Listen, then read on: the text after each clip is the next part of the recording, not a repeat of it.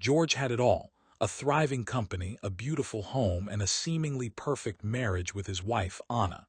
Every morning he woke up to her smile, believing they were happy together. But lately something felt off. Anna was distant, often busy with vague meetings or appointments. Her phone buzzed constantly, and she would hide it from him. One evening, while George was preparing dinner, he noticed a message pop up on her tablet. "Can't wait to see you tonight," face blowing a kiss. His heart sank. Something he had feared quietly for months suddenly became real. He confronted Anna, who laughed it off, calling it a misunderstanding. But George saw the cold truth in her eyes. That night, lying awake in the dark, George realized that the life he thought he had was just an illusion. The woman he loved, the life he built, and the company he poured his soul into were all in danger. George couldn't shake the feeling that something was seriously wrong. The next day, he followed his instincts and checked Anna's messages again, this time on her phone when she stepped out. The proof hit him like a punch to the gut. Photos, texts, and videos showing Anna with another man, and a doctor's note confirming she was pregnant. Why would you do this?" George whispered to himself, his hands trembling. The betrayal wasn't just emotional, it was public, intimate, and devastating. When Anna returned, George confronted her. "Who is he, and why are you lying to me?" Anna didn't cry, didn't beg. She simply smirked, almost proud. "George, you've been blind. I'm taking what I deserve. And you're too predictable to stop me." A chill ran down George's spine. He realized it wasn't just about her affair. She, and whoever she was working with, wanted more: his wealth, his company, and everything he had built. That night George lay awake, the weight of betrayal crushing him. He promised himself he would survive this, and he would make them pay. George tried to process the betrayal, but the pieces of the puzzle slowly came together. It wasn't just Anna. Some of his closest business partners had been quietly working against him. Meetings he thought were routine were actually setups. Deals he'd worked years to secure were being siphoned off. And Anna's lover, he was no stranger. He had connections with George's board members. One night, George overheard a conversation between Anna and one of his senior executives. "They'll never see it coming. Once the plane goes down, the company will be ours. He won't survive." George's stomach dropped. Plane. That's when he realized they weren't just taking his wife and his money, they were plotting to kill him. Fear mixed with anger. He knew he had to act carefully. One wrong move and he'd be dead, leaving everything he'd built in the hands of his enemies. As he went to bed that night, a single thought echoed in his mind. "If they want war, I'll give them one they'll never forget." The business trip should have been routine: a quick flight to finalize a merger, a handshake, and a return. George booked the private jet himself. It felt safer than commercial travel. He should have known that the very thing he trusted would be turned into the instrument of his destruction. On the morning of departure, Anna was unusually calm. She kissed him on the cheek with a practiced tenderness and murmured, "Be careful, love." His executive team lined the cabin, smiling hollow smiles. George felt a coldness in the air but forced a smile back, chalking it up to nerves. Mid-flight, as the plane climbed above the clouds, something went wrong. A subtle vibration at first, then the smell of burning. Instruments blinked. Two men, supposed pilots with forged credentials, exchanged a quick, nervous look and then locked the cockpit. The cabin door stayed shut. Panic didn't have time to build. It was instantaneous and precise. A sharp lurch, a deafening thud, then the world tipped. George grabbed the armrest as the jet pitched violently. Oxygen masks dropped. Shouting swallowed the metal groan. Then nothing. The jet rolled, and for a suspended fraction of a second George saw Anna's face through the blur of chaos. Serene, detached. A string of words that might once have been love crossing her lips. The fuselage split with a metallic scream. George's body was thrown like a rag into a world of wind and fragments. He expected darkness, a finality so total it would erase the betrayal. Instead, he fell, hard and endless, through cold air and debris. Time slowed, each second stretching like a film strip, until the ground rushed up and everything went white. When he came to, he was somewhere green and silent. Trees loomed like silent judges. His clothes were torn. Pain lanced his side and head, but he was alive. His first coherent thought was not of revenge or wealth. It was the ugly, raw realization that Anna and his so-called friends had meant to kill him. They had pushed him off a plane to claim his life and his company. They assumed the fall would finish what they could not accomplish with corporate maneuvering. They assumed he would never get up again. George pushed himself to a sitting position, tasting blood and regret. The sky was a pale, indifferent blue. He was alive. He was wounded. And now, more than ever, the promise he made in the dark that he would make them pay hardened into something colder, honed and merciless. He crawled to the edge of the small clearing and looked toward civilization, a distant line of roofs no bigger than beetles. He knew the world likely thought him dead. That gave him an advantage he would need to use. For now, survival came first. He gathered what little strength he had, treating his wounds with a calm, almost clinical focus. Each movement was painful, but each breath stoked the ember of a vow.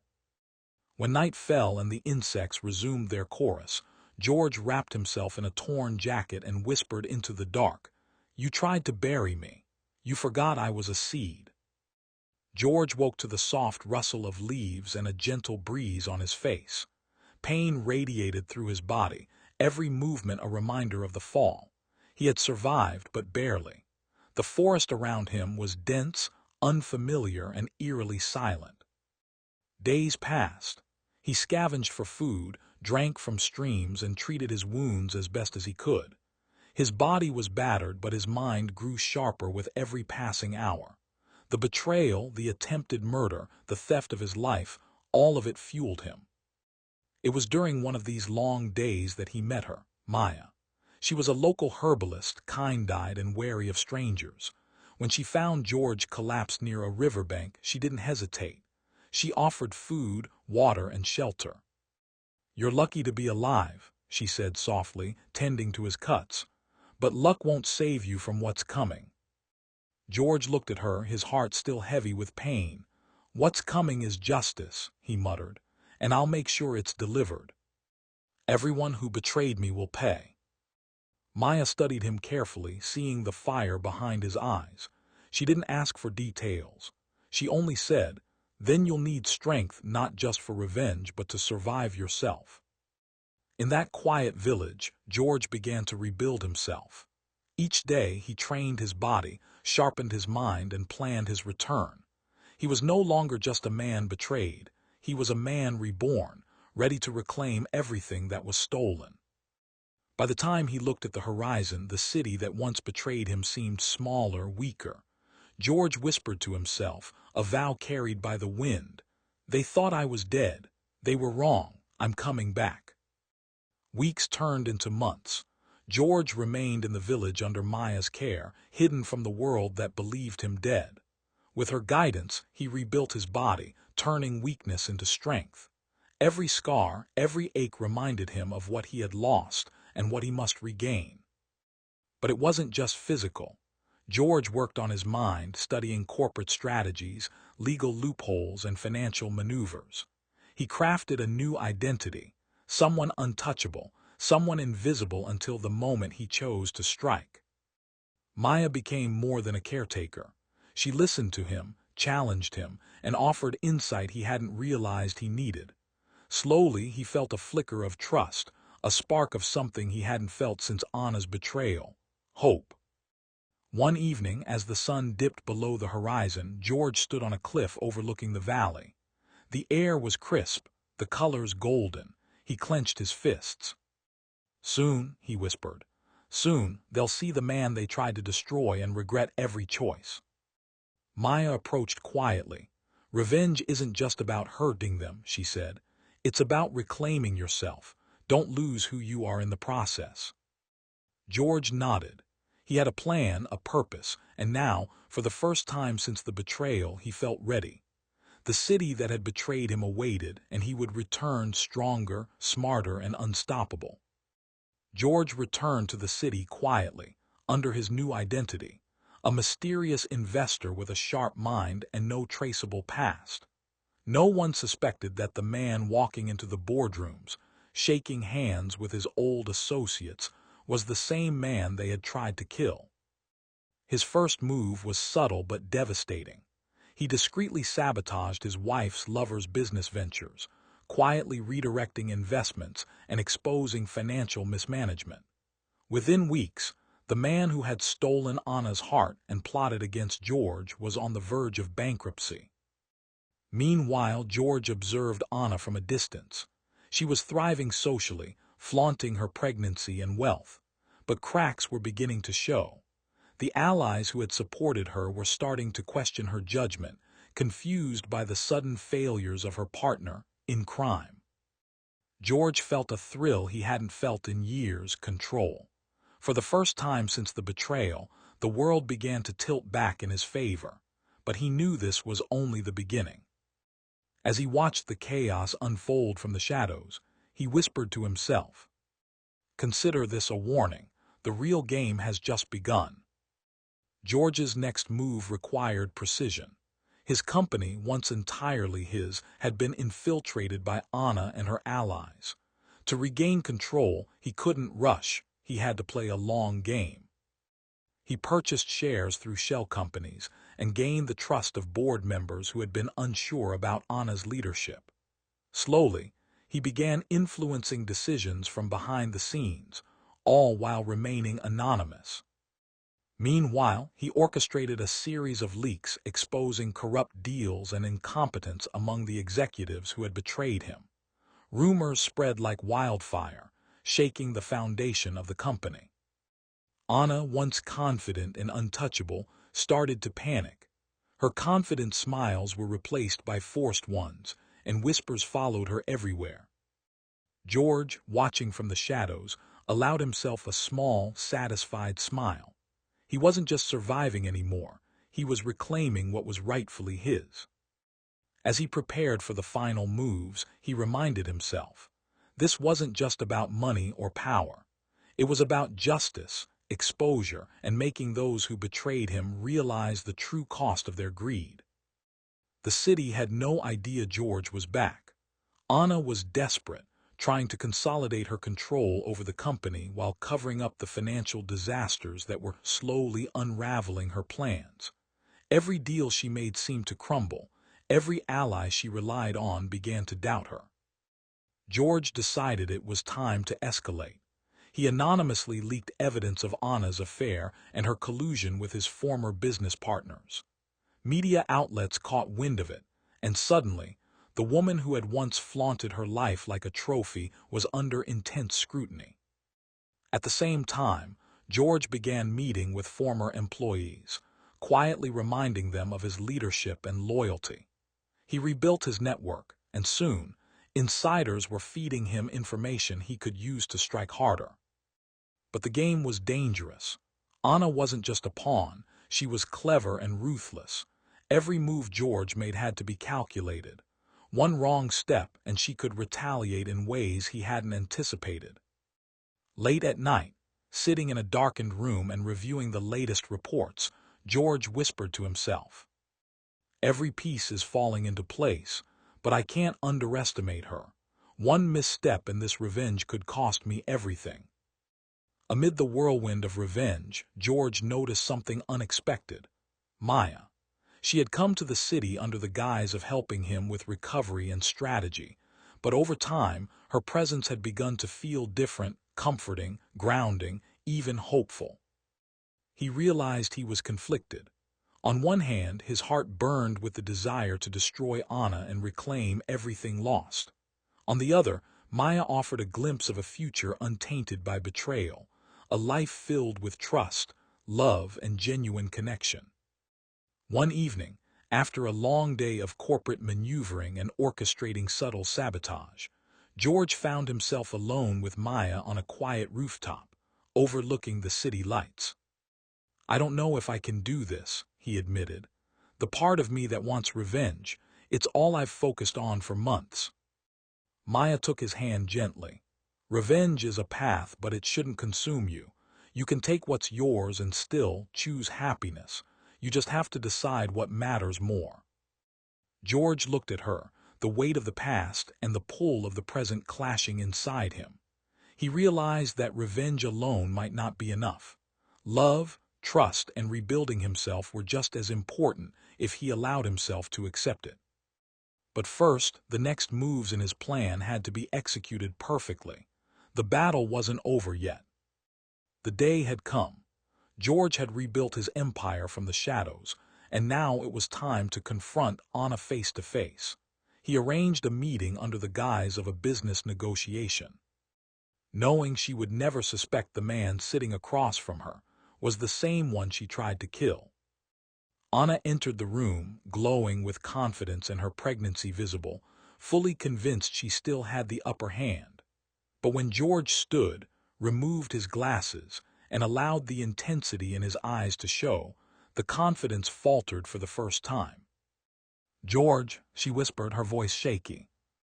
"You thought I was gone," he said, his tone calm but deadly.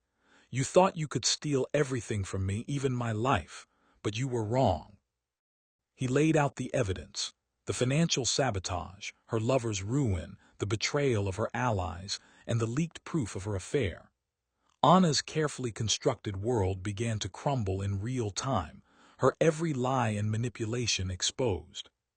Tears and rage flashed across her face, but it was too late. George had won. He wasn't cruel in his victory. He simply reclaimed his life, his company, and his dignity. For the first time in months, he felt a strange calm. The confrontation wasn't just about revenge, it was about closure.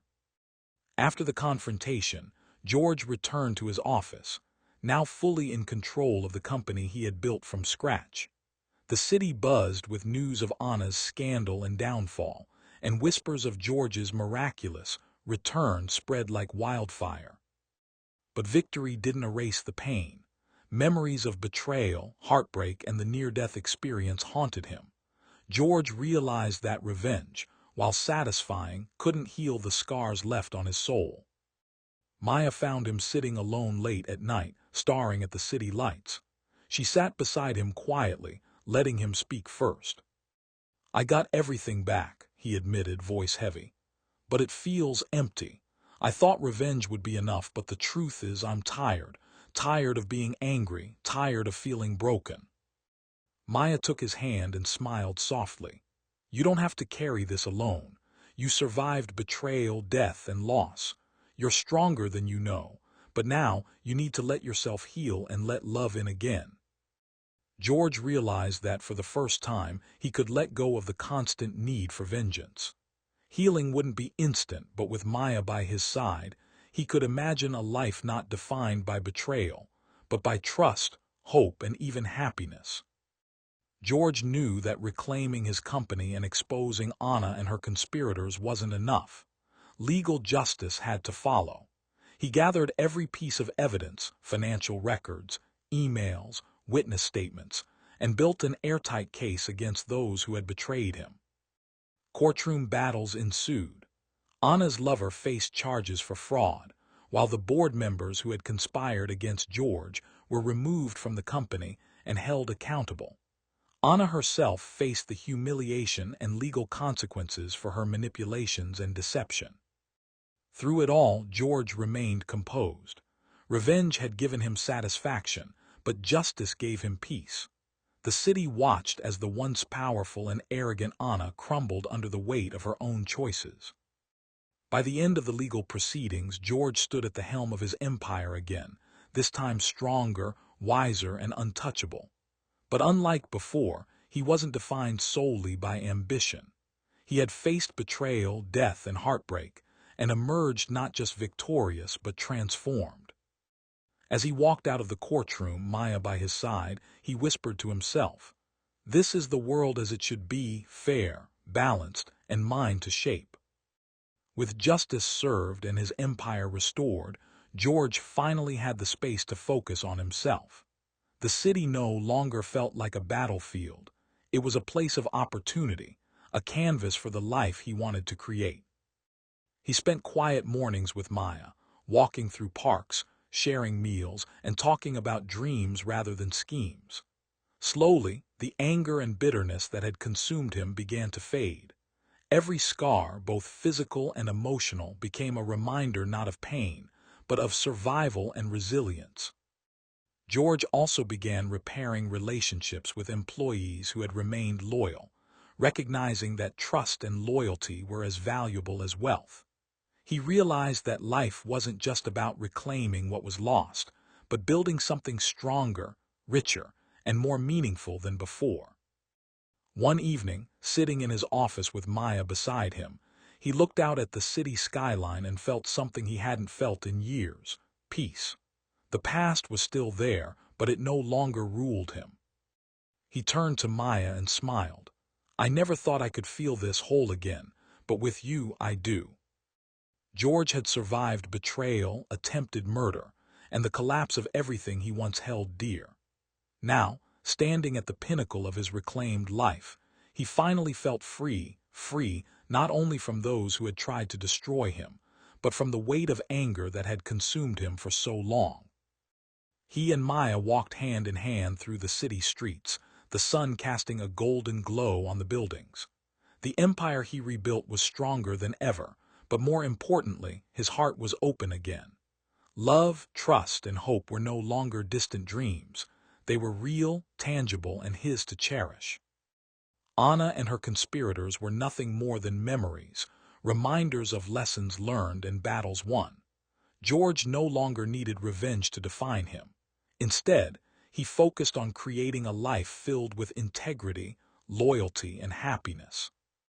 That evening, as he looked at the skyline from his office, he whispered a vow to himself. "I survived everything they threw at me. Now I will live fully for me, for Maya, and for the future I choose to build."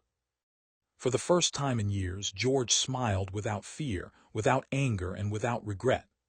A new chapter had begun, one not defined by betrayal but by resilience, love, and a life truly reclaimed.